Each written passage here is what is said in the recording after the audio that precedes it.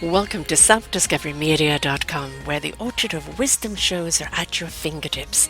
It ignites your soul, your heart, your spirit, your mind, and your body with illumination from people who have made the journey before you. They're here now to help you on your journey, on your path of self-discovery. We are funded by you, the audience, and the people we interview. If you wish to support us, please go to selfdiscoverymedia.com and press on our Fund Action button. Anything is appreciated. We'd like you to sit back and enjoy the shows. Here we go.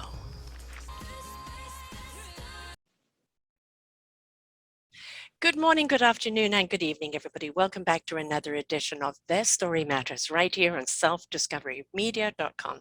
I'm your host, Sarah Troy, and my guest today is Michael Roberts. We're going to be talking about Behind Sacred Wall. Behind the Sacred Walls, the true story of his abuse by Catholic priests.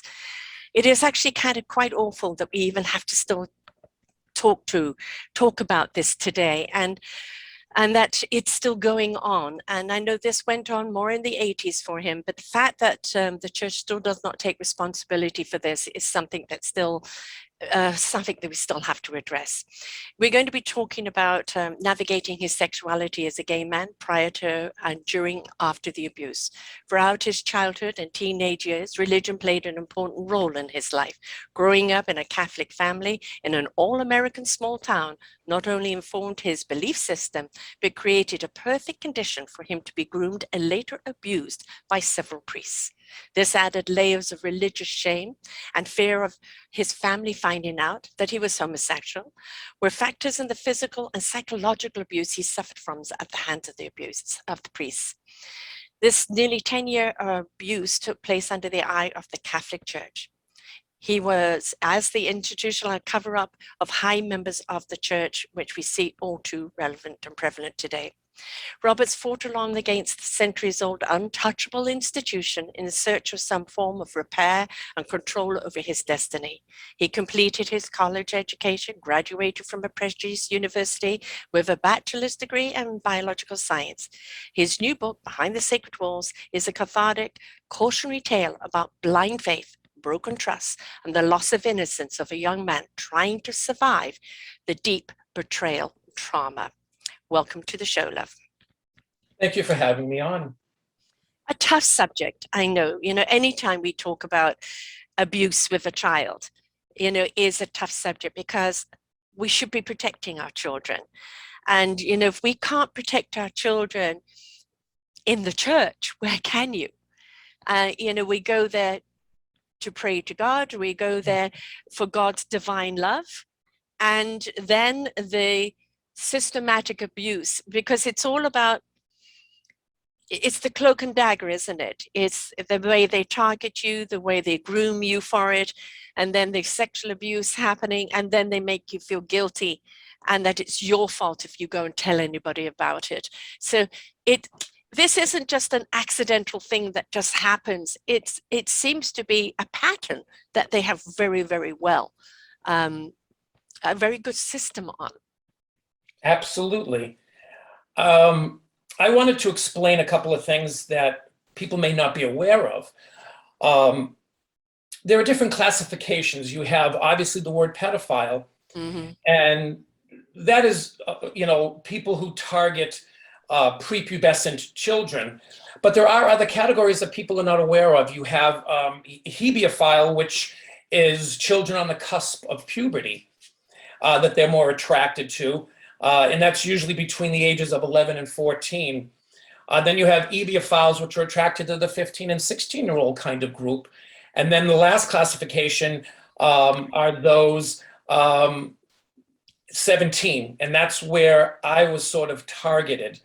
I should say the 15 to the 17 range. I'm sorry.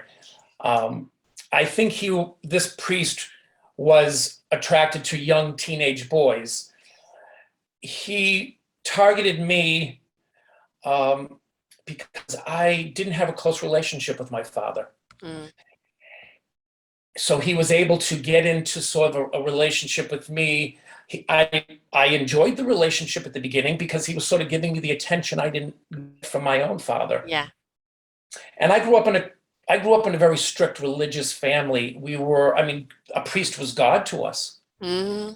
Mm-hmm. He was the closest thing to representing God on earth. Mm-hmm. So I saw him as somebody who you respected, you never argued with, you listened to everything he says. And I was struggling with my own sexuality. I mean, I obviously you go to church and you're involved in an organization that in a way condemns homosexuality, condones this lifestyle. So for me, I lived a very sheltered life. It was a very quiet town, the very sheltered town. I was not cultured in worldly events and art. And so I was sort of sheltered, and even my parents sheltered us from things on television. And there were no role models in the 80s. Who did you have for a gay role model? You had no one. As a matter of fact, if you did have a role model, it was probably somebody that they were making fun of. Yeah. Yeah. Today you have, Will and Grace and Ellen Mm. DeGeneres and Modern Family and Elton John, and the list goes on. But I had no role model. So for me, he was sort of a role model that I looked up to. And he groomed me, of course. He sort of infiltrated my family. He became very close to my family. He took me out to dinners. He bought me gifts.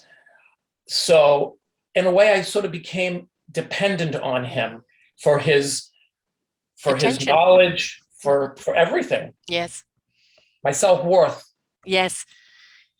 And of course, your family, he's a man of the cloth, it's like almost like you were chosen, right? So therefore it must be good, all right? And you feel that there's somebody there that cares about you and that listens to you, and you think you can trust him. And of course, the last thing on your mind is, the sexuality thing. And then when did you actually know you were gay? Were you younger than that, or it kind of came into, I 15, 16? Well, it was weird because, I would see certain characters on TV that I was attracted to, and I didn't really understand the word gay. Right. Back in the early 80s, it was not something that was really talked about. It was sort of hidden. I knew that I was different from others. I kind of kept any thoughts of being gay or different to myself. I sometimes pretended that I was not. And, I would try in high school to kiss a girl to show my masculinity. Mm-hmm. I remember going to a party and there was an opportunity, so I would kiss the girl just to show my masculinity. I joined one season of football, again, to try to show my masculinity. I did everything I could to kind of hide myself. Or deny yourself. Deny myself, absolutely. I think I created a false sense of who I was by portraying somebody that I wasn't. Yes. I felt I was an actor on stage. Mm.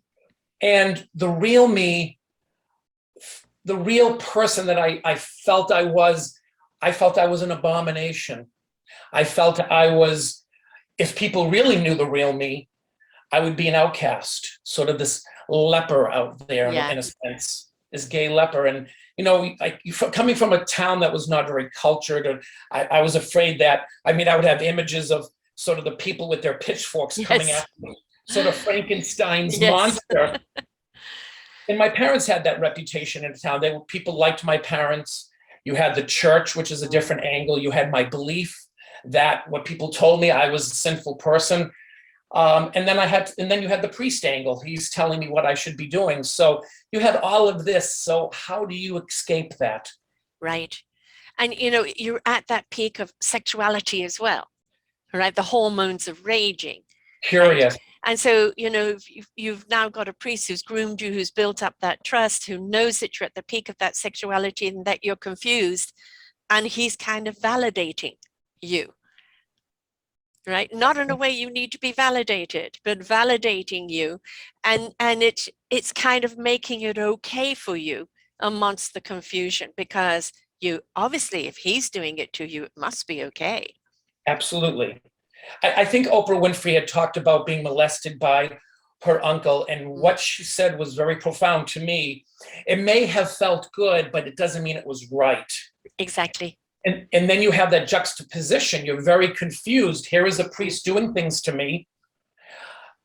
On the other hand, I know that what he's doing is not right. In a way, it's rape. I mean, it is a crime. Yes, it is. It is. Yes.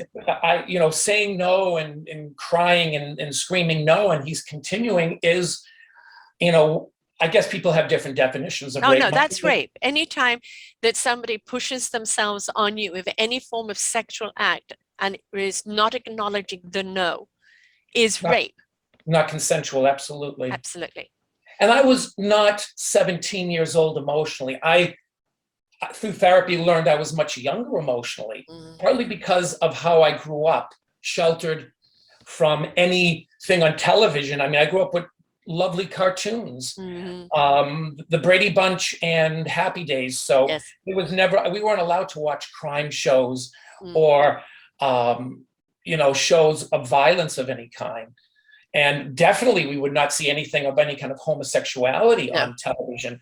We were sheltered from that. So yes. I had no role models. My only role model was this priest doing these things to me. So it was sort of, it was difficult to really, I felt there was a sense of being trapped. Yes. You can't go home and tell your family because they revere the priest too much. Right. And it's like, well, do I deserve this? Have I done something wrong?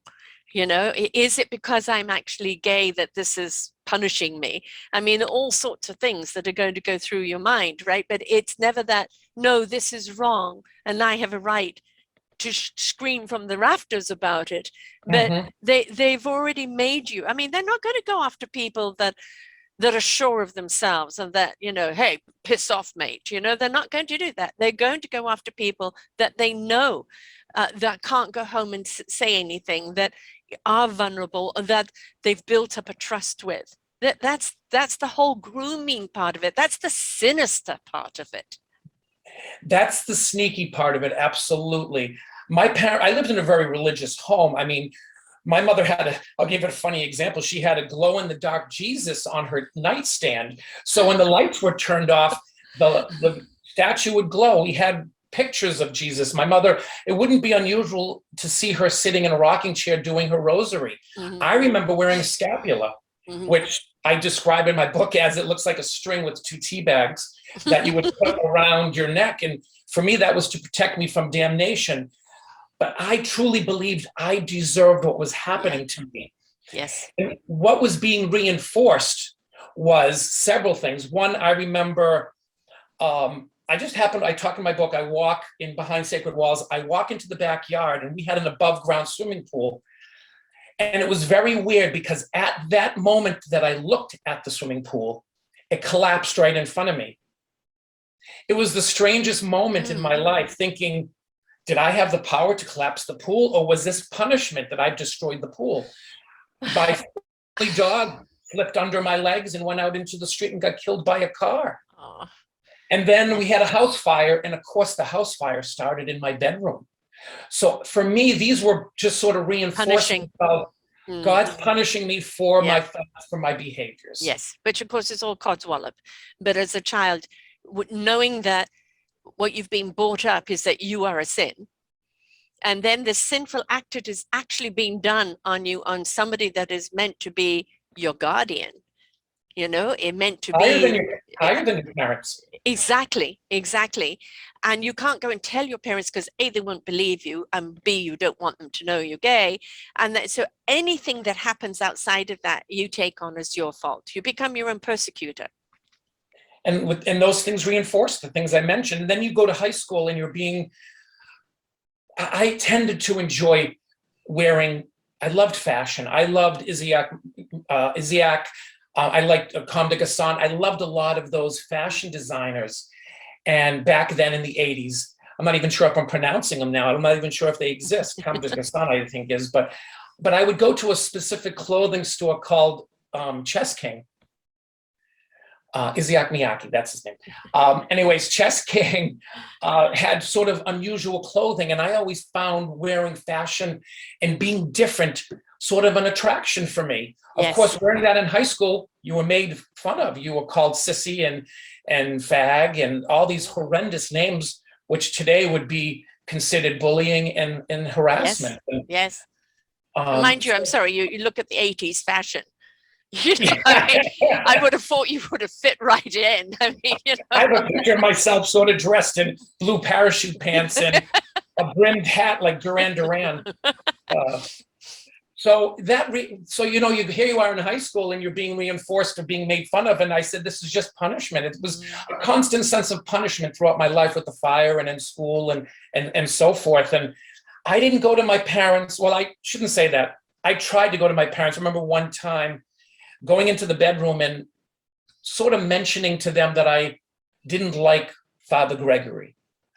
And I was really not happy with him. And they were sort of, you know, he's done so much for you. He's bought you gifts. He takes you out to dinner. You know, you have to forgive him if he's impatient. I couldn't somehow tell them what he was doing to me because first I thought it would embarrass them. Yes, shatter their world. Because they had their own image of homosexuality. I was afraid that the townspeople would sort of persecute my parents and myself. I mean, I didn't want my parents' reputation to be lost within the community and the church. I mean, we never missed a mass on weekends. And I went to Catholic school as far as, I mean, Saturday, they call catechism. Which would be every Saturday during summer. I was an altar boy. You know, I was basically part of the church. I was in Boy Scouts, which was at the church. You couldn't escape it. I couldn't escape. It was the fabric of my life. It was all these threads, you know, it was this fabric that it was the Catholic Church. Did you go to college? I did. I went to a college in Boston, Northeastern University, and I got my bachelor's. Away from your family, away from the church, and away from everything else. Absolutely. There was a point in the book where I do escape, and how that happens I could explain very quickly. But I went to Northeastern University. I got my bachelor's of science in biological science, and I had worked in the biotech industry, you know, after I got my degree. But what happened was the priest had convinced my parents that I should go away with him to a cottage near the ocean.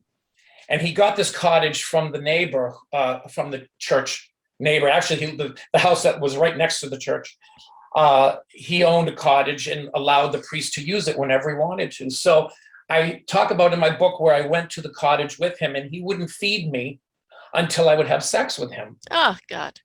So I was sort of a hostage to him. Yes. And, you know, I had no money. I was 17 years old. I had nothing. As a matter of fact, I got to the point where I was dependent on him financially as well. Right. So I remember when he was sleeping and I'm sitting in the cottage, I sat at the sofa next to a lamp and just wrote down a sort of escape plan and hid it in my room. And I explained that in Behind Sacred Walls, what I planned on doing. And one of the things I was doing was to get myself a job. And when I got a job, I would buy one item per week that I could store and hide somewhere. A blender, a toaster, some towels, sheets. And I did that for about 6 months because eventually I did get a job. Of course, the priest got me the job at a mausoleum mowing lawns. But I would always take a portion of the paycheck and buy something. And I was able to store all these items at my aunt's house. And we had an agreement that no one would know. She was able to keep the agreement. She had an empty basement. She gave me the key to the basement because it was a 3-family home. And I stored my items down there for my one-day escape. Did she know what was going on? No. I think I might have mentioned to her that I'm just saving for my time to, you know, when I got my degree and I wanted to leave and be on my own. And I just don't want anybody knowing. I don't think she ever questioned it, which is interesting. Maybe if she questioned it, she could have pulled something out of me or something. Right, exactly. And when you were at university, you're away from home, you're away from the priest and everything. But, you know, you obviously would have met more gay people around you in university. Did you start kind of feeling, well, you know, I'm not a sin. This is okay. You know, I can be this. Did you come out to anybody, you know, in college?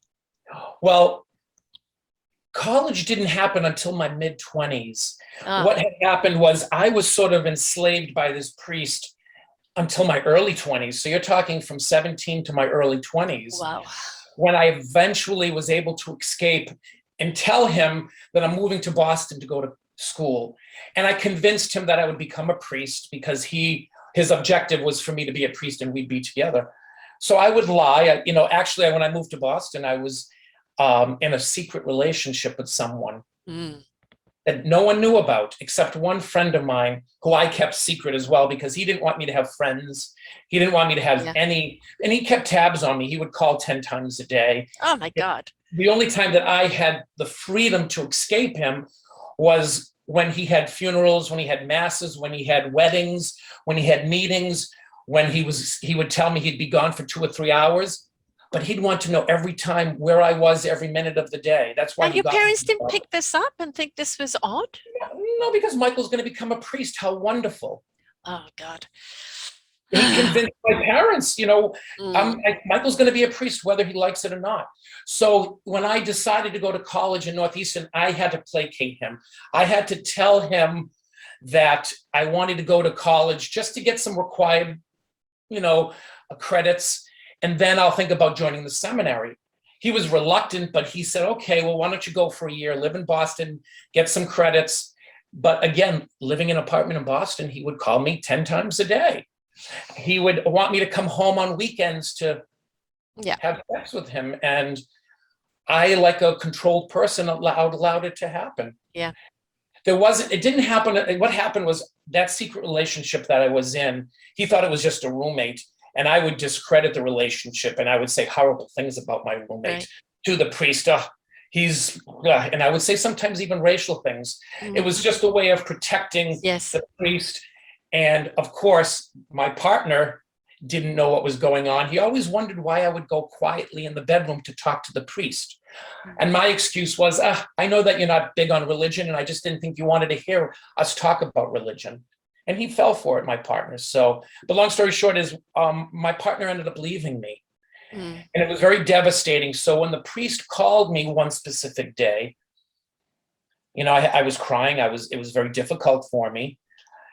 As he would call me 10 times a day, he would always at the end of the conversation say, I love you, the priest. And I automatically, like a robot, would say, I love you. This time I couldn't.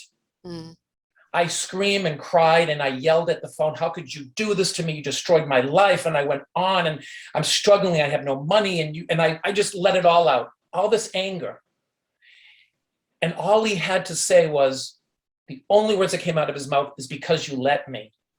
Oh my God. So it's all your fault. Right. Yeah.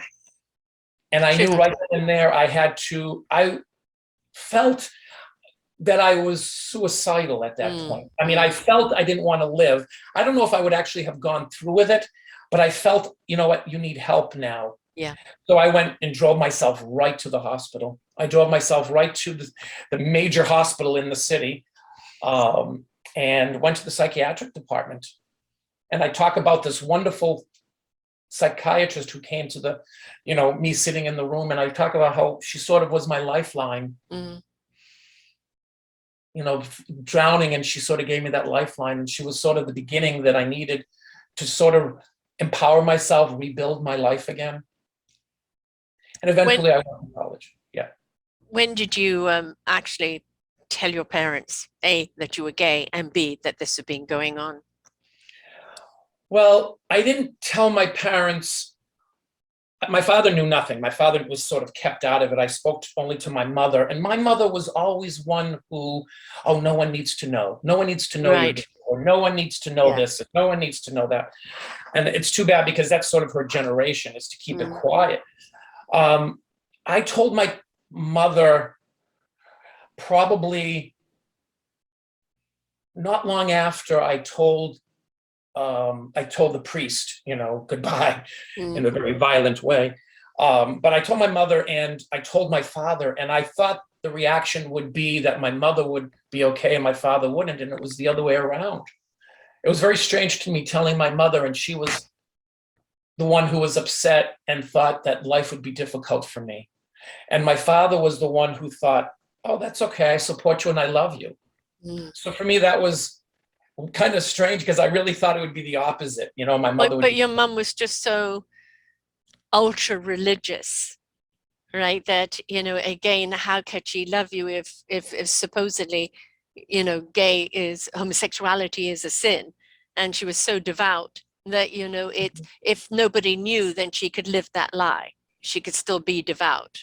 and, you know, again, probably in her mind, maybe reputation and others knowing. And her first thing to me was, let's not tell anybody, let's not talk about it. And I felt I needed to talk about it. And to this day, my mother and my father my mother went to a gay bar, which was wonderful. And she realized, you know, you can look at the Bible and you can say, okay, we don't stone women today.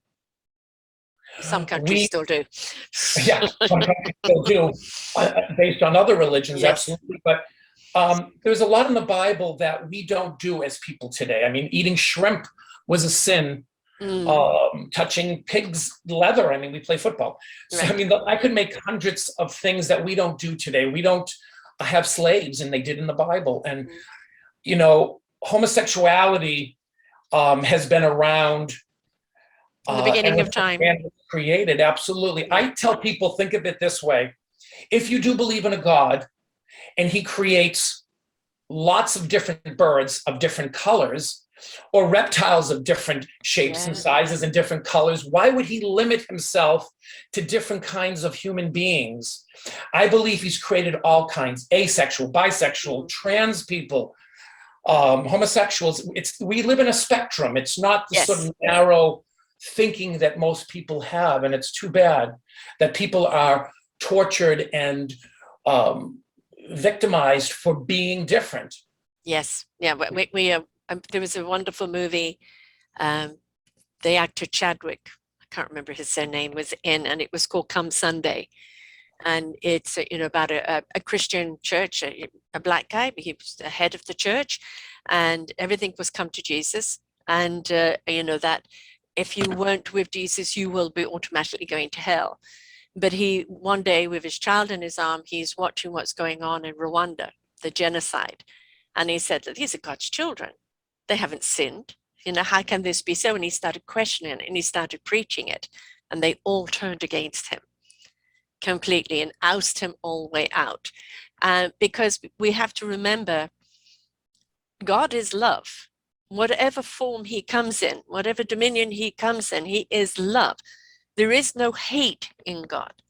There is no judgment in God. That's your conscience. That's your own conscience of where your love is and how you're using your love. And if there is a religion that starts preaching one thing, but using hate or doing all the other things on the other side, that is not a representation of God. That is man. And that man has rewritten the Bible several times in a form of control and condition and fear, which comes from control, you know, the control and condition. We have to question, you know, the reason why your parents looked at the priest as like the next step to God, because that's how the church presented themselves. You couldn't talk to God unless you went through the priest. Confession. Exactly. I talk about it, the sliding of that little wooden door, and there's this mesh where you could just see the blurry vision of this person. Again, this was God to me. I was talking to God. Right. But I always say that the eye is the most prejudiced organ on the human body. Because if we were all blind, we would see people as equals. I remember seeing a photograph of a Muslim woman. I think they call the hijab that they wear. Yeah, is that what they call hijab.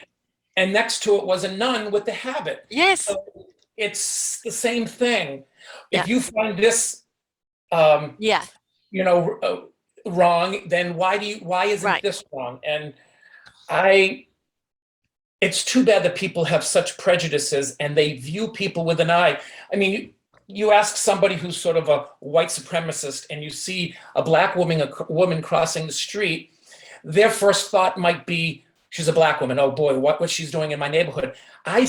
What I see is a mother, maybe a sister, maybe a daughter, maybe somebody who's suffering physical ailments, maybe somebody who is changing the world. It's how we see things that really makes the difference. It does. And we have free will. It's like, I'm very much that God is love and God is energy. And energy needs to flow. It needs to flow in and through us and around us. Everything is energy. And energy constantly has to move in order to be creative, in order to be productive, in order to keep on. We don't just go, well, I love blank. That's it. I love with passion, with conviction, with caring, with understanding, with compassion. Right? And that's what that love should be. It's an emotion that you want to spend, that you constantly want to move forward, that you constantly want to embrace. And any form of religion that takes that and uses it as a weapon or as a control is not a religion that I can look at in any form of light whatsoever. And the church has not wanted you to realize you have a direct channel to God. I love the thought. I love the fact that you mentioned energy. I mean, the table that I have biological science degree, but right. The hard table, we see the table as hard or the chair Yes. as hard. But if you were to take a microscope and you look at the grains, and then you keep going further and further, these are electrons and atoms moving. This table is actually moving, but it's because of its bonds is in a solid form. Right. I also get a kick out of, and I thought of this the other day, is, you know, everybody loves Apple computer and everybody has their Apple phones. Or well, some do, I'm not. Yeah. Well, most people have, high percentage have something Apple. And I said to myself, you know, Steve Jobs was from Syria, his father. If he didn't come from Syria as an immigrant, he would not have been here today. So we judge people based on a label, on a word, on a vision, without really knowing that person and what they have accomplished and done in this world. I've learned that there are only two emotions, and I had followed Marianne Williamson, who said there are only two emotions: love, and the opposite of love is fear.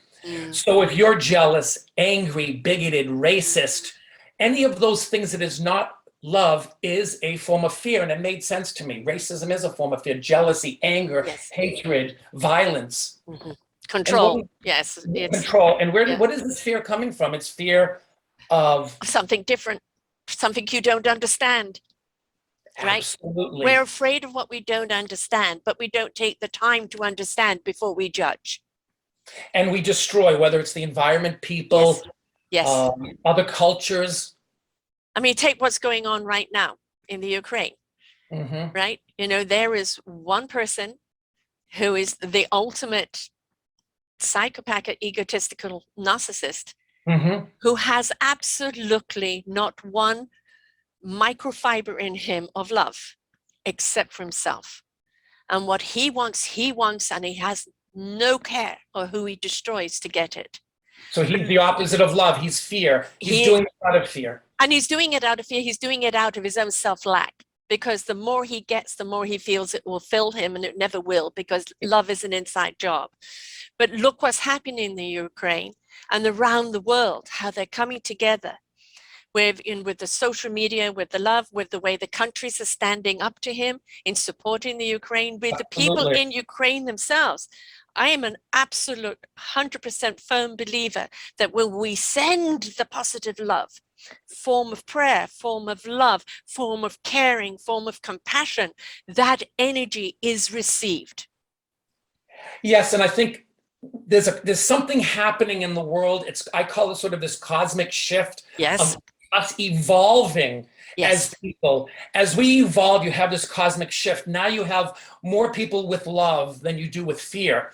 I only wish that we had evolved sooner and help those in Crimea and help those in Georgia. Russia attacked those countries, and but I think the world is evolving and wanting less of war and hatred and anger and destruction. We've just had 2.5 years of a pandemic. The last thing we want is a war from a little tantrum, from a spoiled, insecure little boy, right? That's the last thing that we want. We had this incredible gift of everybody around the world in this pandemic together, where scientists came together, with all of their information and put it together to bring about the vaccines. Then we had all the people reaching out to one another in appreciation and gratitude for the people that kept us going. The grocery store workers, the nurses, the janitors, the doctors, the bus drivers. We shifted our looking up at the CEO on the pedestal and looked down to the people that actually make our world work. It was a whole shift of perspective. It was also a time for us to reflect on what's important to us. And do I want to go back to that slave-making job? Do I want to step into something that has more heart and caring in it? And it was a gift in that way. Yes, it killed a lot of people, and that is unfortunately part of the cycle of life. But it also was one of those wonderful global shifts to put us in the right direction. And now what do we got? Some idiot doing a war. Absolutely. I think I was never, I mean, I don't like to get into politics. I never understood why people would want to vote for a man like Donald Trump when he represents this lack of moral fiber, condemning people such as Mexicans and Muslims and gays. I mean, he actually banned trans people from becoming, serving in the military. I never understood the acceptance of somebody who you wouldn't want in your life. Exactly. Well, he's a Putin want-to-be. Absolutely. Right. And he loves all the dictators because he wanted to be, but he's too much of an imbecile to be it. And, you know, we know that he's a crook and a con artist, and he capitulates in the sense of Putin's a genius. And then on the other hand, well, it wouldn't have happened if I was president. Yeah, right. So, I mean, come on now, it's. But you're talking about fear. Fear sells, and fear sells very well. And your Fox News is, they take a pimple and make it into a volcanic eruption of fear. And what do people do when they're afraid? They bring out the pitchforks and the hate. Absolutely. I think we needed to throw up this Donald Trump. We needed him to become president to sort of is the scum of the earth. It's time for change. To allow sort of the racist and bigoted people to come out. I think it was sort of a purification, a cleansing. Let's get it out. Now, and also I think on a psychological level, I think they voted for Trump because he was the abusive father type that many people can relate to, this strong abusive father. I think Joe Biden is sort of this softer parent that we've had enough of the abusive parent. We needed a softer approach. And maybe unconsciously, psychologically, people voted him in. I don't think Donald Trump will ever get in because I think people don't want that abusive father. No. Since basically 2016 or 15, when Kennedy announced, I'm in Canada, you're in America, but the world actually was in a hurricane because of Trump. He never knew what he was going to do next. The only thing that was a God blessing is that we knew what he was going to do by Twitter, because he twittered everything. But it also brought to the surface all the other dictators in the world because he revered them. And it really showed the world, just like what you're doing right now with your book, and we're telling your story. Yes, we know it's going on, but it's like, la, la, la, la, I don't want to know, it doesn't affect me. Everything that hurts someone else is affecting us. Everything. And the thing is, what are you going to do about it? You sharing your story today, it is maybe people are a different religion, but what it is saying, that people who hide behind religion, and the Catholic Church is very well known for this, but people also hide behind power, politics, judges. I've done many shows on the sex trade, which is $150 billion a year trade. And it's, there's a great deal of high officials in the sex trafficking business. And we think this is so prestige because they're this. But all it's done is given them the power to hold the abuse. When we put the spotlight on them, it's to say no more. It's the reason I wrote my book. For me, I wanted to be a voice.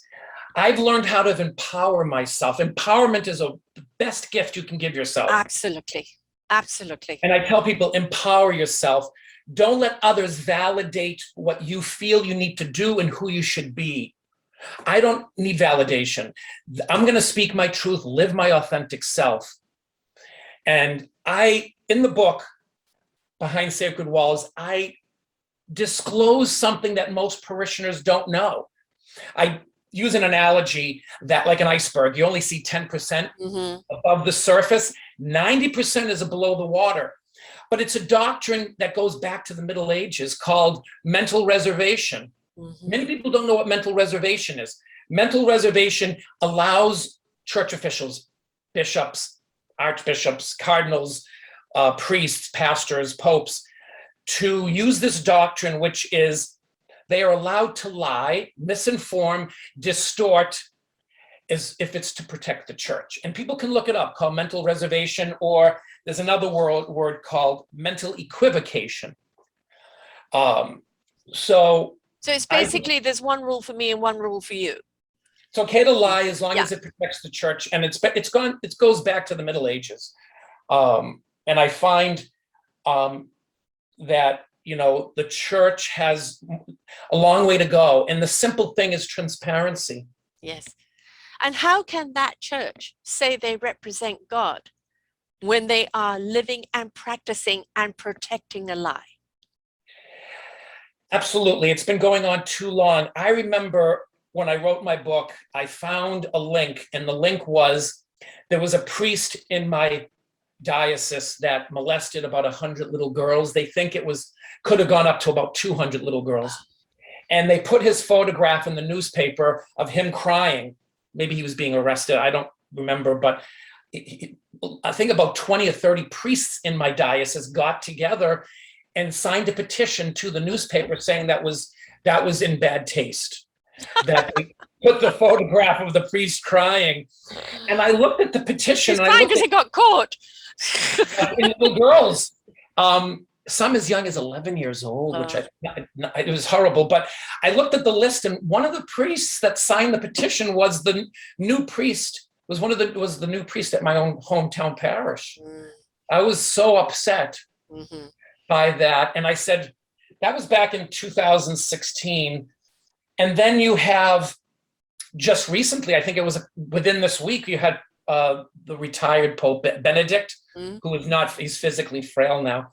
He came out, you can look at the article, it just happened this week, where he wanted people to accept his apology because he had told the press that he was, I guess there were 4 priests that had molested children, and he said he was not at the meeting when he actually was at the meeting, and he knew about it, and he apologized.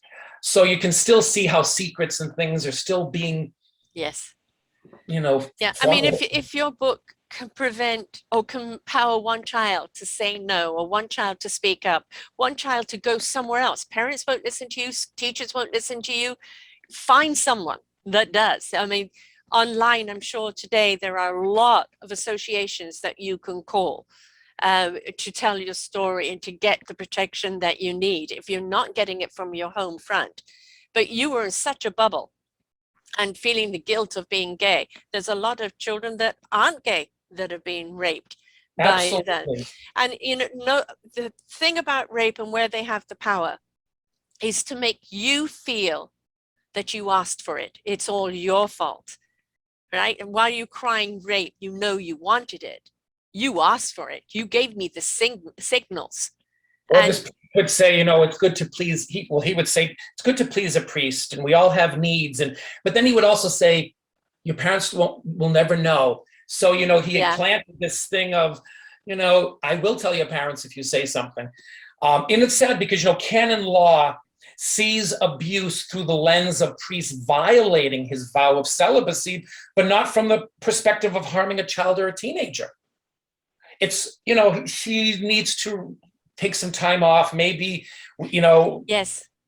There's a whole association where these priests go to for rehabilitation. You can't rehabilitate a pedophile or whatever title they're under, the sexual abuse. It's just an excuse. There should be the same law for them as it with anybody else, and they shouldn't be hiding behind the cloth. And it's led these bishops and popes to interpret sex abuse as a priest really struggling with his sexuality or as a moral incident, not a case of criminal behavior.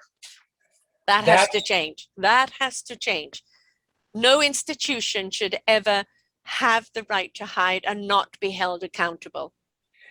Absolutely. It wasn't until June of 2021, which is not that long ago, it was less than a year ago, that Pope Francis, because bishops didn't have to report the incident, but as of June of 2021, he issued the most extensive revisions of the Catholic Church law in 4 decades, insisting that bishops take actions against clerics of abuse of minors or vulnerable adults, which I thought was wonderful, commit fraud or attempt to ordain women. So I think that's wonderful that he changed the sense of it's not just minors, children, but it's also young, impressionable adults. Well, you know what's been going on here in Canada, you know, with our Native Indian community. What they were doing at the turn of the last century is literally ripping them from the arms of their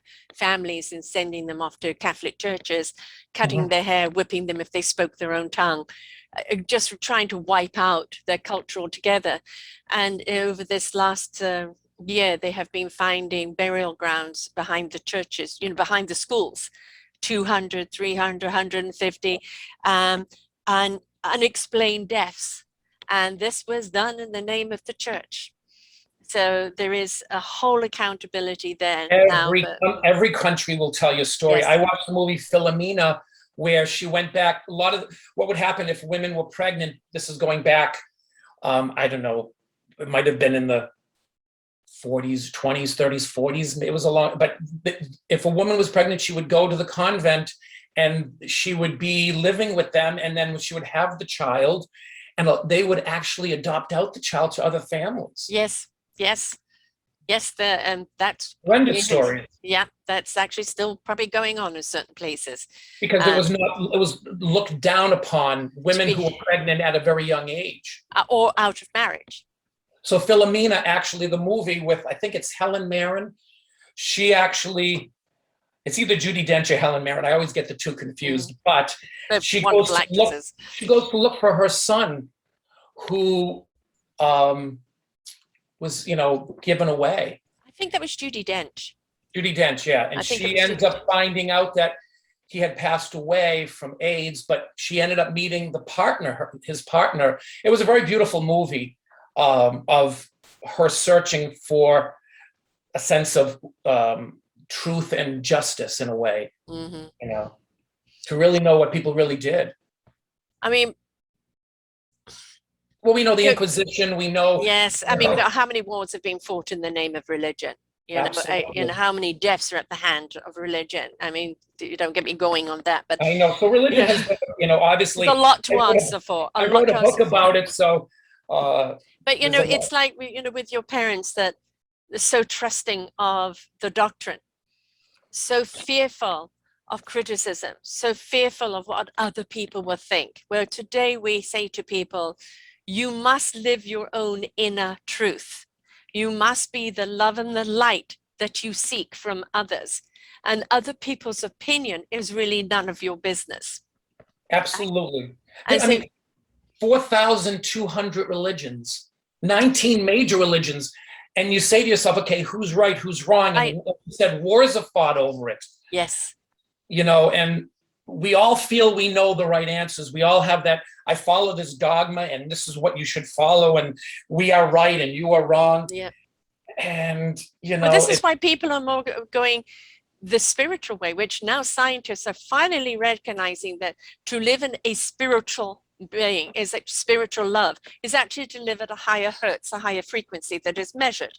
All right, where if you are coming from love, you can't knowingly hurt someone else because it would be to hurt you. It's how you your energy vibrates. If you're vibrating at a higher self, which is love, yes, then and the opposite is fear. You always vibrate from love.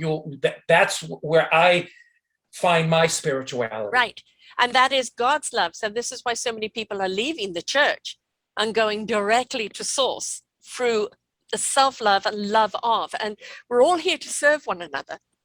We're all here to participate on this planet, to contribute, right? And it's discovering what our beautiful instrument is, how to play it, and which orchestra to play it in, but coming from a place of love, self-love, love of life, love of purpose, love of being able to contribute.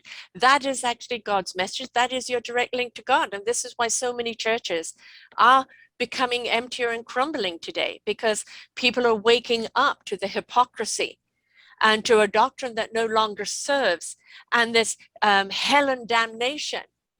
You know, that if you want to live in hell, then live in restriction, live in the life that you lived. That's hell. Right? Heaven is living in peace and love of life. And it's so simple to me. Be more transparent. Yeah. Use research. I mean, we know that being gay there's a gene. There is scientific proven. Right. That would you put yourself through this if it was just something you could snap out of, right? One time my aunt had mentioned, Michael, I love you. It's your choice. And I'm like, wait a minute. It's not my choice. I choose to be made fun of and battered and eaten by society.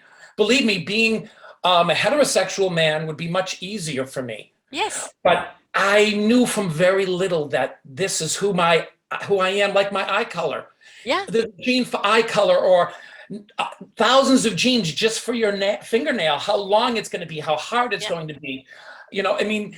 Everything is based on genetics and genes, even the way you think and how you formulate words and how you educate yourself. I know that I was born a man who was attracted to other men, and I don't know why, but it is the way it is. Yes. It has to do with my genes, and I'm not going to hide in the closet. I've actually destroyed the closet. Good for you.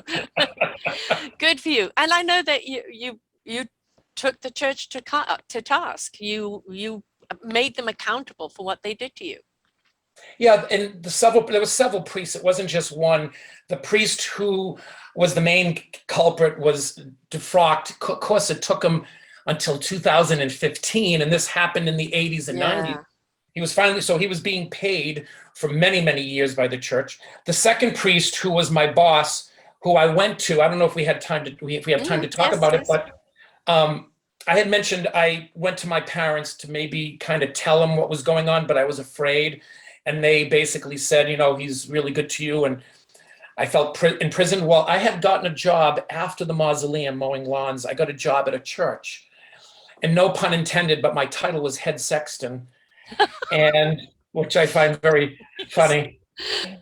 And the priest who was my boss at that church, I had gone to him to tell him. I finally had the courage to tell him what was going on with the other priest at home, and he locked the door and decided that he was going to do a sexual act on me as well. Oh, great. Lovely. He admitted it in the end, though.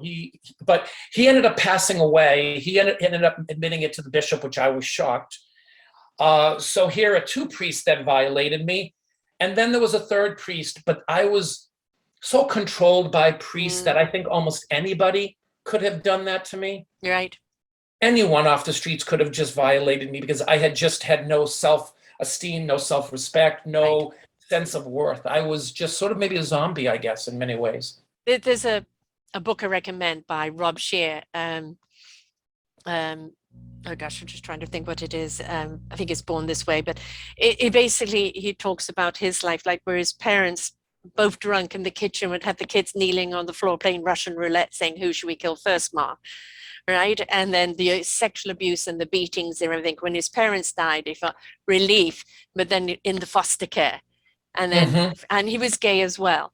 And the whole thing that he went through afterwards of basically relationship of people who would abuse, because that's all he ever knew. And it took him meeting one person at the right time to say, all the love that you're giving everyone else and asking them to love you back, why don't you give that love to yourself? And he literally went and put himself kind of in a retreat and did that work, and eventually met his now husband, and they adopted 5 Black children. And in North Carolina, 2 gay guys, fighting to adopt the children. And they started this wonderful company called Comfort Cases, which is for foster children. And a lot of his other siblings died or, turned to drugs or this and that. He found that strength, but he had to go down the rabbit hole. And it's like, people don't understand, well, why did you let this happen to you? If the person, they don't realize you are in a conditioning, you're in a pattern, right? We talk about this all the time here in Self-Discovery Media, that we get into some programming. And if we have a program on our computer that's not working, we delete it. But we don't know half the time the programming that's going on in our psyche that attracts this trouble to us, attracts the same things happen to us, until we see that program and go, no, delete. I am changing programs, which means you've got to put a different verbiage in and a different energy in, a whole different focus in to replace that program. But you can't help it until you address that program. You were programmed. Human nature to me is that we're always seeking something outside of ourselves to give us the answers. It's how cults are formed. Yes. It's very simple for somebody to say, wow, I think he has the answers. Yeah. And then they get caught up in that. Or they go to another cult. I think they have the answers. Yeah.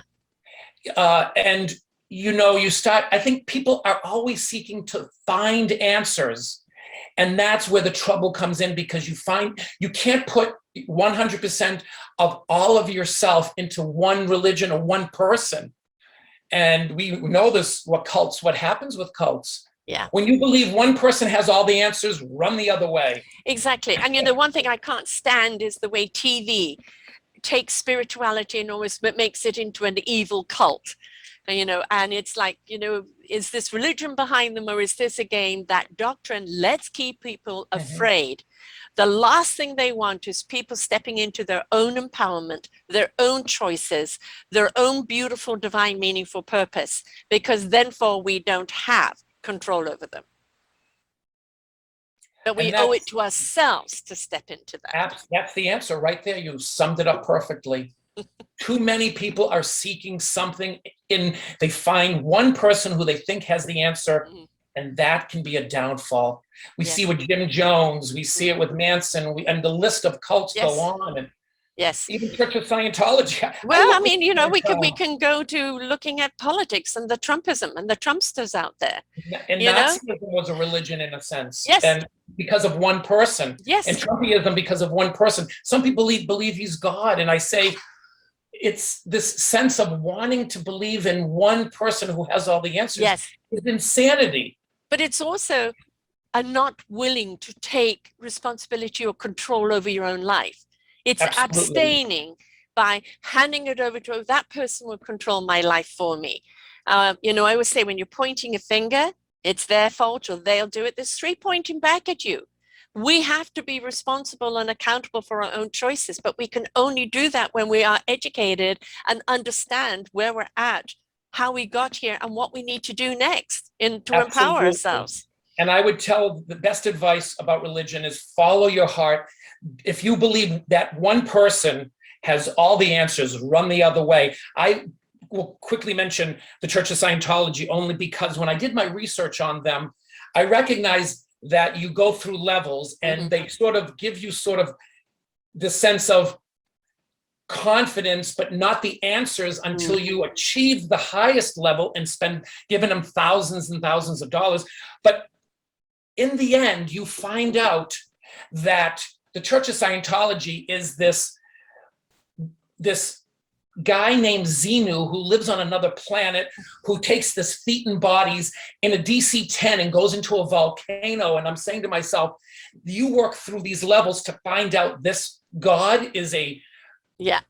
And the guy that created it said he created it just as a philosophy. He never created it as a religion. No, he was a well-known science fiction writer. Yes. So you believe that there are spirit bodies in a DC-10 that go crashed into a volcano.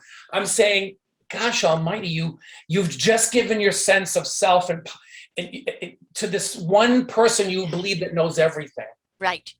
And that I think I'm going to write a book one day called "Don't Follow Someone Who Has All the Answers." Yeah, exactly. And I think it's a book that's very much needed. I mean, because, we are many chapters in our own book of life, and there are many wonderful books out there. And I've done over 2,500 shows here. There's 3,000 shows here on Self-Discovery Media. And, each person who has either written a book or contributed their story, it has a resonance with somebody who's listening. But that doesn't mean it's the whole story. It might be one aspect of it. Then they listen to someone else, and that person's got something else, and that person's got something else. And you take all these wonderful building blocks and you help rebuild yourself, right? Along with that guidance. You as the blanket. Yes. All these threads, you become this sort of blanket, a powerful cape to wear. Right. Absolutely. Yeah, there's no one size fits all. There is no one size that fits all. And, the thing is, we are beautifully unique, but we're only one drop in the ocean. And, take our cellular structure, how many billions of cells are there in the body? But one cell starts breaking down, it breaks down all the cells around it. And that's when everything else starts breaking down. If we are plump and juicy in our lives, living a beautiful, wholesome, loving, productive life, we're keeping the cellular structure of the society going. Absolutely. We are a one drop in the ocean, but writing this book, I hope that I can be the ocean within that drop. Yes. Yes. And that's what's important for me. Well, for a lot of people who may be still going through this in some form or other, and it doesn't have to be Catholicism, it could be even just the fact that the parents don't want to know. We still see so many suicides of young people committing suicide because rejection from their family or from society and coming out. We're seeing a lot more now with, even with binary and a lot more gay people out there and making it more punishable. But you still, in the religious sector, still got this sin thing going on. And, having a book like this, where it's your story, where you did get the acknowledgement from the church of what had happened to you, where your parents finally did have to register what had happened to you. And also the fact that how you were so under control and so in their doctrine and their programming, but you broke the programming. You finally broke the programming. You finally stood up and you finally shouted out. And in writing this book, you're empowering somebody right now that is going through it, or maybe somebody who knows somebody that's going through it. Right? I wrote the book to be a voice of veracity. I want to make sure that I want to make sure that people are aware of what has happened to me and possibly still going on. It is still going on. I promise you, it is still going on. And this is the thing. Look at your religion and hold them accountable, please. Please. And I want those children or young adults to go to someone that you trust. Outside of the religious sector. Yes, and go and tell them what's happening to you. Empower yourself. Find the courage to speak out. And this book, I'm hoping, Behind Sacred Walls, will be sort of, just another voice out there hoping to save, even if it's one person. I've done my goal. I agree with you. Because then that one person, the domino effect, and it's not about the book sales, it's about the book impact. As a matter of fact, a large portion is going to SNAP. Mm-hmm. SNAP organization, and SNAP stands for Survivors Network of Those Abused by Priests. So they're getting a portion of my profits. Excellent. It's for 2022, the fact this is still going on, the fact that the church still protects these people, the fact that they haven't stood up and said, we cannot hide behind the cloth. There is no religion that should be untouchable when a crime is committed, right? This is a crime. You're taking the vulnerable, you're grooming them for your own pleasure, you're abusing them, and you're ruining their lives. And what a parent can do, and I would give this advice, is do not allow your child or young adult to be alone with a priest, to be taken away to a cabin on the lake. Right. I think it's extremely inappropriate. That child needs to be able to be authentically themselves and aware of who they are before that they should be allowed to go with somebody. The self-esteem is important. I didn't have the self-esteem. If you feel that your adult, if your teenage child is fully filled with self-esteem and really fully themselves, then I think it's okay. But until then, I don't think it's just a concern for me. And, quite honestly, your parents were from that generation. I'm probably the same generation because my children were all born in the 80s. And, we don't own our children. We're custodians of our children. And whether we're religious or not, we don't have the right to impose upon our children our beliefs. We can invite them to see our beliefs. We can share our beliefs, but they have to come to their... We can guide them. Yes, absolutely. But they've got to come to their own conclusion. And anytime you put religion over the well-being of your child, then you need to be held accountable because you are being delusional. That is having a very negative effect on your child, and that ignoring it or making excuses for it through the church, no church would do that. Now that we see this, whether it's sexual abuse or whether we see it's discrimination or whether we see it ostracizing, it's going on in all religions and it has to stop. And the only way it's going to stop is we, the participants, have to say, not acceptable. Absolutely. Absolutely. I probably were at the end of our time, but I want to thank you so much for this opportunity to be a voice on your platform. And again, I want to thank you for that. It was a pleasure. My pleasure. Every voice counts here, and we all have the right to be who we are. It is about stepping into our own beautiful essence and being a contributor to this beautiful planet. And nobody has the right to suppress, to program, to control another. I mean, it is about our free will, and it is about our self-love and how we bring love. And we need to help people find that love within, because then they become the answer. They become the answer that we all seek. And any form of suppression is something that I'm very much against, and about that liberation of growth. So thank you for sharing your story. How do people get the book, love? I know that you have a site being built right now, but you've only got one platform at the moment. Just so that they know what the cover looks like. It's Behind Sacred Walls by Michael Roberts. I am almost on every book site. I was Googling Booktopia and Amazon and Walmart and Barnes and Nobles and Books A Million. So almost on every book site, my book is available. A large portion does go to SNAP organization. The reason I say large portion is because I'm giving another portion to a victim of abuse who was my friend, who ended up, he went in a different direction. He actually became an alcoholic. His life sort of fell apart, and I'm giving him a portion of the profits to him as well to help him sort of rebuild his life. So the donations are going to two good causes. But you can get my book at almost any of those major book online sites. And you can also download it on, I think it's called Kindle and Nook, where you can pay much cheaper. You can get it. I don't think you can, there's not an audio book just yet. Be a good one when it does come out. Yeah.